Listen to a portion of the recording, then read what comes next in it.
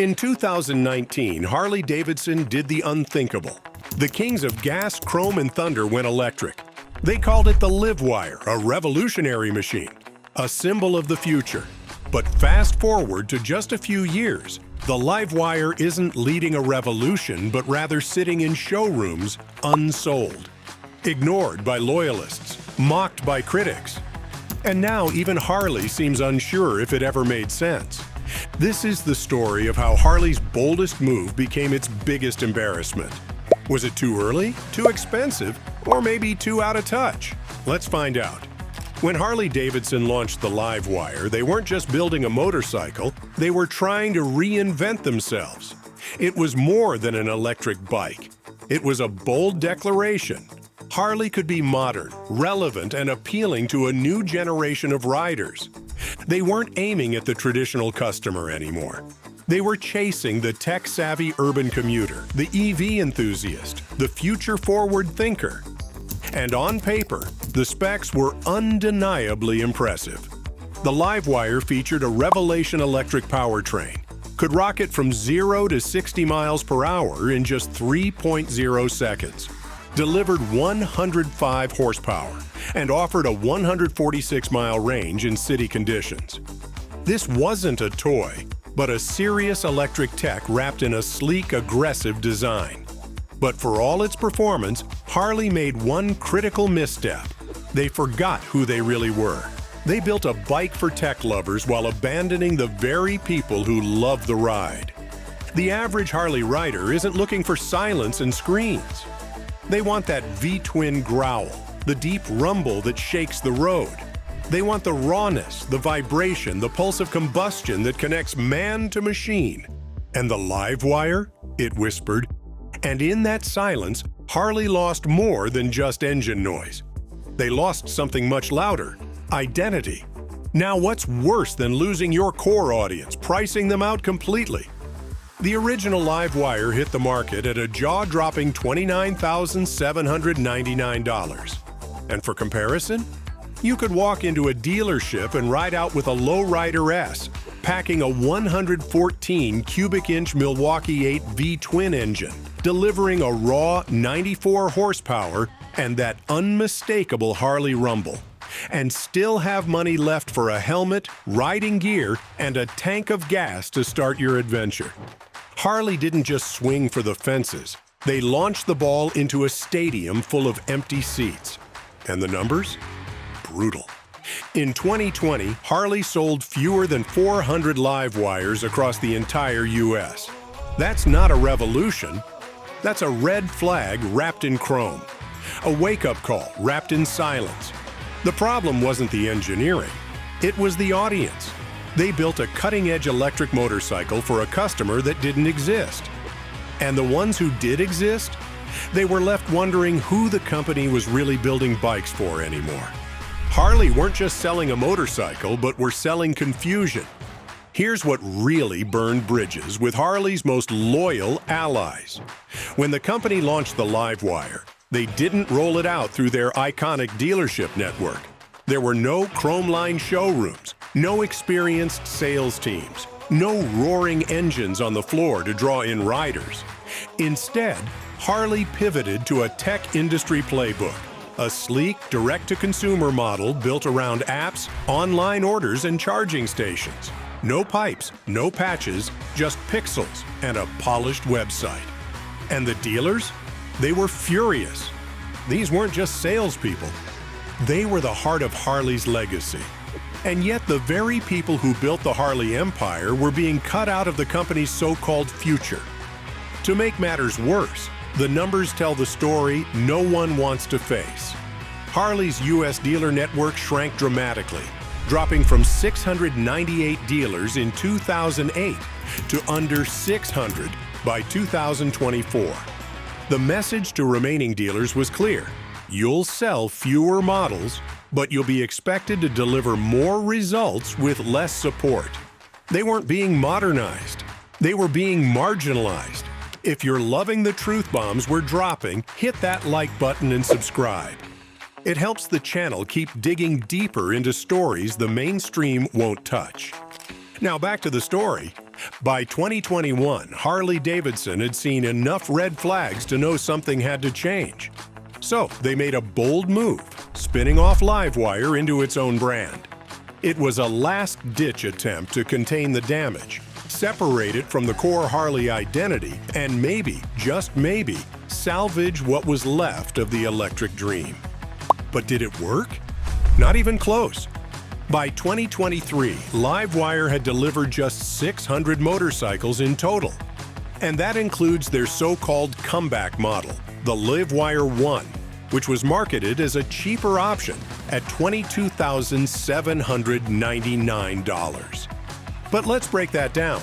The LiveWire 1 still featured the same core specs as its predecessor, including the Revelation electric motor, 100 horsepower, and a 146-mile city range. So, yes, it was slightly less expensive, but it was still not cheap, not loud, and still not Harley. Now, the problem wasn't just the price tag, it was identity. The LiveWire wasn't resonating with Harley's traditional base, and despite the rebrand, it wasn't catching fire with the younger, tech-forward crowd either. It landed in no man's land. Too modern for the old guard, too legacy for the disruptors. And with every passing quarter, it looked less like reinvention and more like a retreat. Moving on, in 2024, Harley's second-largest shareholder, H Partners, decided they had seen enough and they made their move. They didn't hold back in their criticism. Jared Dorteville, managing partner at H Partners, publicly blasted the Harley board, accusing them of destroying the company's culture, ignoring the loyal riders who built the brand, and focusing too much on Wall Street profits instead of the real customers, the riders themselves. And when it came to the LiveWire project, it became the ultimate example of what H Partners called Harley's misguided strategy. The truth is, H Partners isn't just throwing stones from the sidelines, they're gearing up for a full takeover. Let's be honest, the average Harley rider doesn't want a silent, high-tech gadget disguised as a motorcycle. They want raw torque, the deep growl of a V-twin engine, and the feeling of the open road stretching out before them. Riders want power they can feel in their bones, the rumble that announces their presence, and the vibration that reminds them they're alive. Take the Road Glide ST, for example. It's powered by a 117 cubic inch Milwaukee 8 V-twin engine that pumps out a massive 126 foot-pounds of torque that's the kind of muscle that grabs riders by the heart and doesn't let go. It's a bike built for those who live for the ride, not just the tech specs on a brochure. So what did Harley give riders instead? A motorcycle that feels more like a smartphone on wheels, silent, sleek, and filled with features like Bluetooth pairing, touchscreen displays, and zero exhaust noise. Then some lamenting the loss of the iconic Harley rumble, with others confused about why their beloved brand would trade the visceral thrill for quiet electric hums. The passion is clear. This isn't the Harley they signed up for. This disconnect goes deeper than just sound. It's about identity. Harley riders want motorcycles that embody rebellion, freedom, and tradition, not something that feels sterile or corporate. And as LiveWire struggles to find its place, the question looms. Has Harley lost sight of what makes its riders tick? It's not all doom and gloom for Harley's electric experiment. The LiveWire S2 Del Mar is designed to rewrite the story.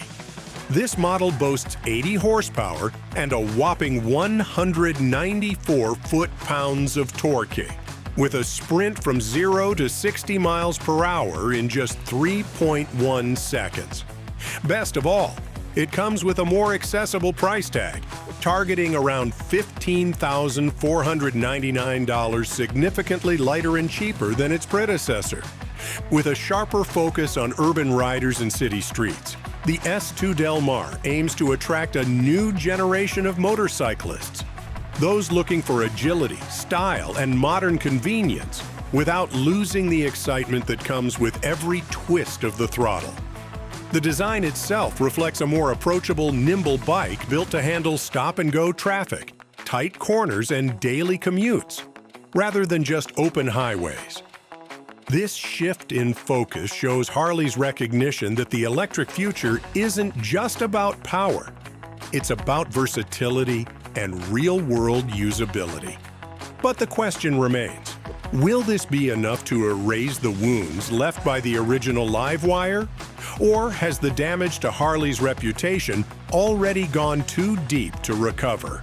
Can the brand win back riders who felt alienated by the initial offering's price and lack of soul? The challenge isn't just about selling a bike. It's restoring faith in a name that once defined freedom and rebellion on two wheels. The S2 Del Mar might be a step in the right direction, but Harley Davidson still has a long road ahead to prove that it can evolve without losing what made it legendary in the first place. Harley Davidson took a bold gamble stepping into the electric motorcycle arena. Maybe, just maybe, they were right about where the industry is headed. The future is electric, no doubt about it. But in the rush to innovate, they forgot the most important part: who they were taking along for the ride. The LiveWire isn't just a product. It's a symbol of how quickly a legendary brand can lose its identity when chasing trends and technology without honoring its roots. And winning back those riders, the loyal fans who once swore by the Harley Rumble, won't be easy. The future of motorcycling may be powered by electricity, but Harley Davidson must be more than just watts and wires. It needs to have soul, passion, and a roar that still commands respect on the open road. If you're passionate about motorcycles and want more story into the stories behind the brands, make sure you hit that subscribe button. Because here, the truth rides with us.